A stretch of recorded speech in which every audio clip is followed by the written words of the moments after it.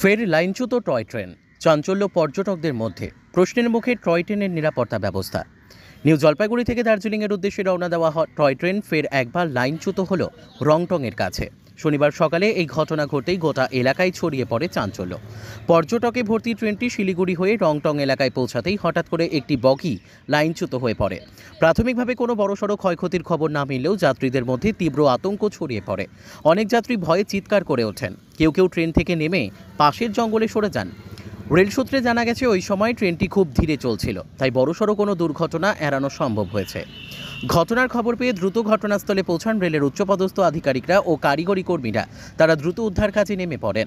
কয়েক ঘন্টার চেষ্টায় ট্রেনটিকে পুনরায় লাইনে তোলা হয় এবং তারপরে সেটি ফের দার্জিলিংয়ের উদ্দেশ্যে যাত্রা শুরু করে। রেলের দার্জিলিং হিমালয়ান রেল DRH কর্তৃপক্ষ জানিয়েছেন, ঠিক কী কারণে এই লাইনচ্যুতি ঘটল তা খতিয়ে দেখা হচ্ছে।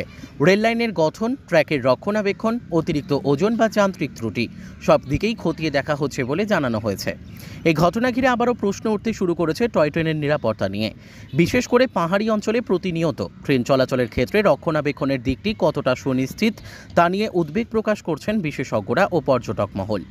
এর আগেও একাধিকবার এই রুটে লাইনচ্যুতি ঘটেছে, যার ফলে পর্যটকদের মধ্যে এক প্রকার অনাস্থা তৈরি হচ্ছে। রেলের পক্ষ থেকে জানানো হয়েছে, যাত্রীদের আতঙ্কিত না হওয়ার জন্য বারবার আশ্বস্ত করা হয়েছে এবং ভবিষ্যতে যাতে এই ধরনের ঘটনা না ঘটে তার জন্য সতর্কতামূলক ব্যবস্থা নেওয়া হচ্ছে। ব্যুরো রিপোর্ট, আমাদের টিভি।